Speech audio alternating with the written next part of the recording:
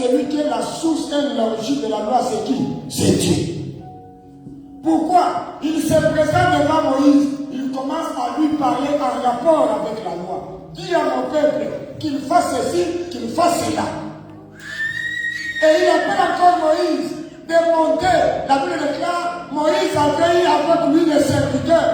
Il a eu Aaron, il a eu Hur, il a eu Josué. Ils sont partis, arrivés au bas de la montagne. Il les laissa, il leur dit, restez ici. En cas où d'autres personnes auront besoin de quoi que ce soit, Aaron et Hur sont disposés pour jouer la responsabilité à mon absence. Moi, je vais au sommet de la montagne. Et quand il est arrivé au sommet de la montagne, 40 jours, priant, cherchant la face de Dieu, il voit maintenant Dieu descend. Et Dieu lui remet la table de pierre écrite sur les doigts de qui? De l'Éternel. Bien-aimé, ne jamais transgresser la loi de Dieu. La loi de Dieu, c'est la parole de l'Éternel. La loi de Dieu, c'est le nom de l'Éternel Dieu lui-même. La loi de Dieu, c'est la présence de Jésus-Christ de Nazareth. Il reçut la loi de l'Éternel. Et il descendit avec cela. Il commença à expliquer aux uns comme les autres comment il a reçu la loi de Dieu qui est dans le Seigneur. D'autres personnes ne pourront pas accepter. Mais comme il était monté vers lui et qu'il est revenu avec la table de pierre remplie des écrits non par un homme et non par la main d'un homme, mais la Bible précise, c'était écrit par les doigts de qui? De Dieu. Et quand nous parlons du doigt de l'Éternel, nous voyons directement la main droite de Dieu. Et quand nous voyons la main droite de Dieu, nous voyons la puissance et la démonstration de la puissance de qui? De Dieu.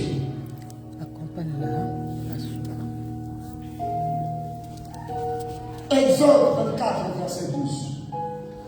De ces 10 commandements, que le nom de l'Éternel ne peut aucunement être bafoué. Le nom de l'Éternel ne peut être méprisé, ni désobéi par quiconque que ce soit, car cela nous entraîne au péché.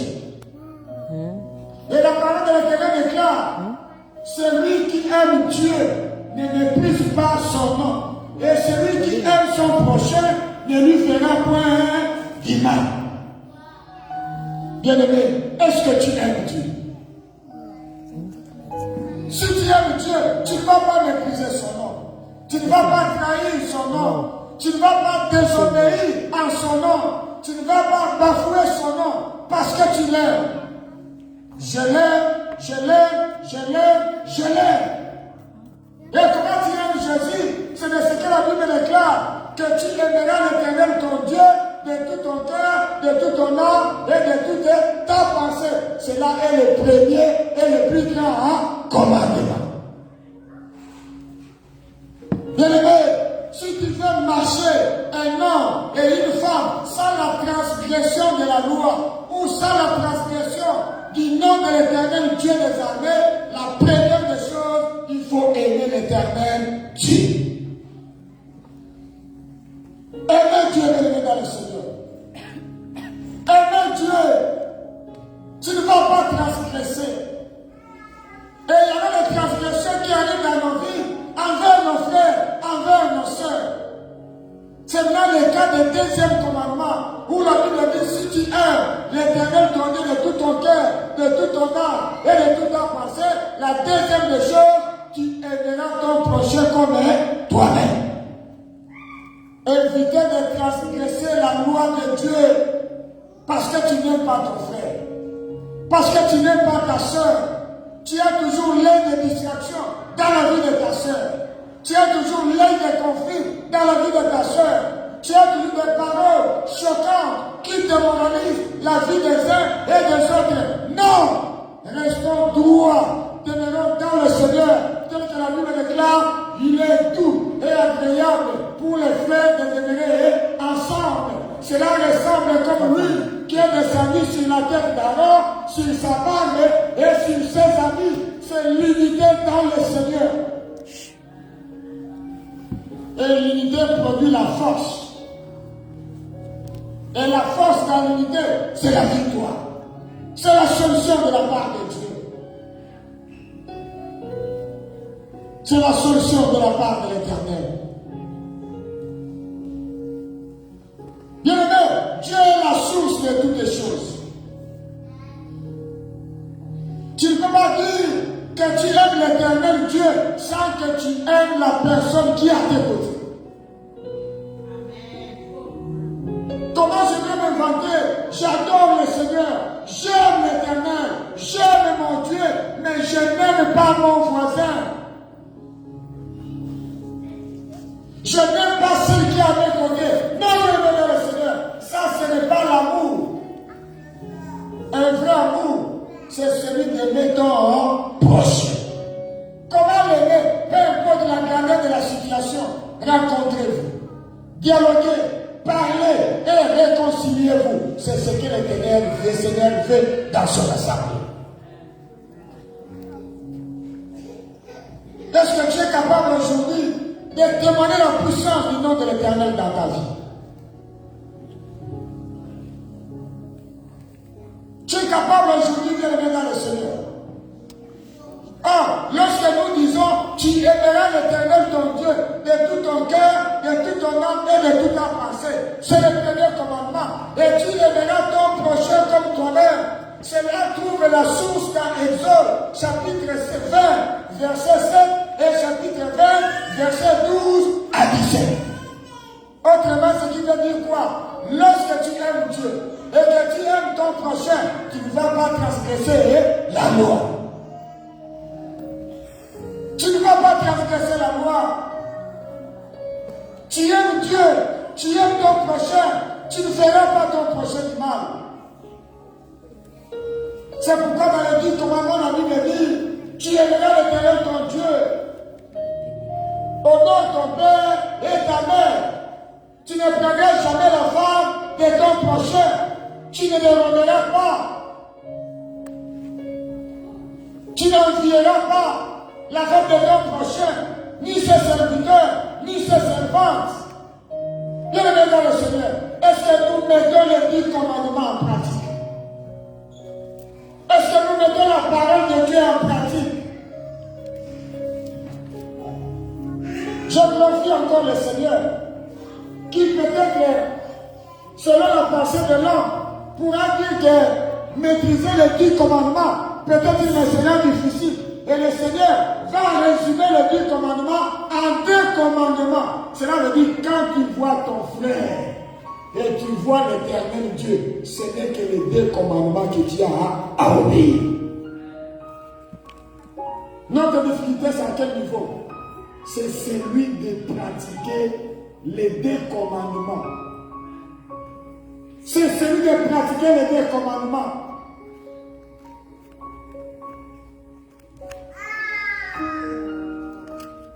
Nous voulons toujours adorer le Seigneur, mais nous ne voulons pas être honnêtes avec son prochain. Nous ne voulons pas nous réconcilier avec son prochain. Nous ne voulons pas demeurer ensemble avec nos prochains. Nous ne voulons pas manger ensemble avec nos prochains. Même si pas manger bien dans le Seigneur. La relation de la fraternité et la fraternité dans le Seigneur mérite un prix pur. Parce que réellement, nous sommes frères et sœurs dans le Seigneur. Si nous le sommes, mettons les 2 commandements en pratique. Aujourd'hui, il est difficile de rencontrer les frères et les sœurs, les papas et les mamans qui ne s'entendent pas au sein de l'église. Et l'une des personnes avait rencontré l'autre pour trouver une réconciliation. L'un va dire, il m'est impossible de la rencontrer. L'autre va dire à son tour, non, moi, je ne peux plus me mettre ensemble avec lui. Et même s'il faut regarder la grandeur de la situation, cela ne représente absolument rien. Le problème c'est quoi? Nous avons mis qu'il s'en a quatre nabiso, Azate.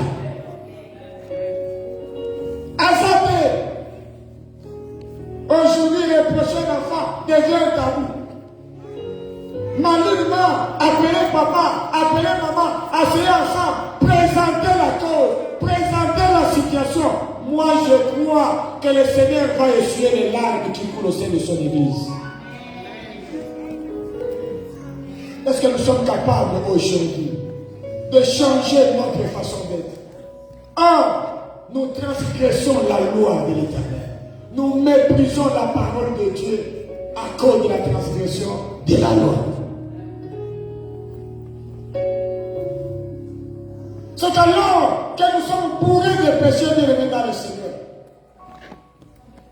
La Bible dit, il y a des fois où nous nous mettons à prier pour chercher la face de Dieu, mais nous ne recevons pas de nos prières. Pourquoi? Parce que notre prière est bourrée de quoi? Des péchés. La prière d'un pécheur qui à chaque fois dans l'incrédulité du cœur, qui ne pardonne pas, qui ne se met pas ensemble, qui ne se réconcilie pas avec son prochain ou avec ses frères, ressemble à un bruit où le Français dit le chien à quoi la caravane passe. C'est la prière de frères et de sœurs aujourd'hui. Non, l'Éternel n'a pas besoin de cette prière d'un chien qui à moi la caravane passe. Le Seigneur a besoin d'une prière où la Bible déclare les vrais adorateurs adoreront le Père en esprit et en vérité, et ce sont les adorateurs que le Père demande. Est-ce que tu es de ces adorateurs ou tu veux rester toujours dans le péché? Non, ne vouloir jamais rester dans le péché, car le péché est une désobéissance à Dieu, un acte contraire à la loi divine. Genèse chapitre 2, verset 16 à 17, la Bible dit ceci: l'Éternel Dieu donna cet ordre à l'homme: tu pourras manger de tous les arbres du jardin, mais tu ne mangeras pas de l'arbre de la connaissance du bien et du mal, car les jours où tu en mangeras, tu mourras. Bien-aimé, est-ce que tu reconnais cette parole du Seigneur dans ta vie? Peux-tu mettre cette parole en pratique? Que les jours où tu en mangeras, tu mourras. Mais Dieu l'avait déjà prévenu, comme il nous a prévenu aujourd'hui. Nous sommes dans le Nouveau Testament, mais Dieu a prévenu déjà dans l'Ancien Testament. Un bénéficiaire du Nouveau Testament doit dépendre de l'Ancien Testament. Qu'est-ce que l'Ancien Testament me dit? Ce que l'Ancien Testament m'a parlé, je vais mettre en pratique dans le Nouveau Testament. C'est ton siècle. Le Nouveau Testament, c'est ton siècle. Est-ce que nous mettons la parole de Dieu en pratique? C'est pourquoi, comme par un seul homme, le péché est entré dans le monde, et par le péché, la mort, et qu'ainsi la mort s'est étendue sur tous les hommes, parce que tous ont péché. Romains 5, verset 12. La mort est entrée dans le monde à travers l'homme. Quel est cet homme? C'est Adam. Mais Dieu nous exhorte encore pour dire, c'est toujours à travers l'homme que Dieu s'est réconcilié. Et la deuxième personne à travers laquelle Dieu s'est réconcilié, il s'appelle bibliquement le dernier Adam. Son nom c'est qui? C'est Jésus-Christ de Nazareth. Il est passé à la croix de Golgotha à cause de toi. Le mépris du nom de l'Éternel à travers la loi et le péché. Bien-aimés, évitons de mépriser le nom de Dieu à travers la loi. Évitez de mépriser le nom de Dieu à travers les péchés. Cela ne nous donnera absolument rien. Tu te réveilles un bon matin comme ça dans le péché. Tu te réveilles du soir dans le péché. Tu te réveilles la nuit dans le péché. Non, réveille-toi dans l'adoration. Réveille-toi dans l'exaltation. Réveille-toi dans l'amour. Réveille-toi dans l'unité. Réveille-toi dans Yehoshua Amashia. Quand tu te réveilles dans le Seigneur, tout ce qui est en toi restera rose dans le Seigneur. Mais si tu ne te réveilles pas dans le Seigneur, tout Tout ce qui est en toi va rester dans le noir pour la gloire de l'ennemi. Mais sache, la Bible dit, l'éternel Dieu que nous servons, il est un Dieu jaloux. Et la jalousie de l'éternel va te chercher à écraser les ennemis de ta vie. En outre, le péché, c'est une puissance mauvaise qui règne dans le cœur de l'homme pour lui amener où? À la mort. C'est pourquoi la Bible dit, car le salaire du péché, c'est quoi? C'est la mort. Mais le don gratuit de Dieu, c'est quoi? C'est la vie éternelle. Deux choses. La Bible dit, j'ai mis devant vous deux chemins, à gauche et à droite. Choisissez de quel chemin vous devez prendre. C'est pareil à ce qu'il dit ici. Le salaire du péché, c'est la mort. Mais le don gratuit de Dieu, c'est la vie éternelle en Jésus. Qui a choisi quoi? La mort ou la vie éternelle en Jésus. J'exhorte, choisis la vie éternelle à notre Seigneur Jésus-Christ. Il va changer ta situation. Le Seigneur admire lorsqu'il te voit dans le Seigneur et il te voit, tu as toujours le sujet d'adoration, le nom de qui? De Jésus. Le Seigneur reste admirable lorsqu'il voit ses enfants se réconcilier et donner la honte à qui? À l'ennemi. Est-ce que sommes-nous capables de faire la honte à l'ennemi? Si tu le veux, répands-toi. Si tu le veux, réconcilions-nous. Si tu le veux, gardons l'unité. Et si tu le veux, marchons ensemble. Que le Seigneur bénisse sa parole au nom du Seigneur Jésus. Amen. Lève-toi là où tu es béni dans le Seigneur.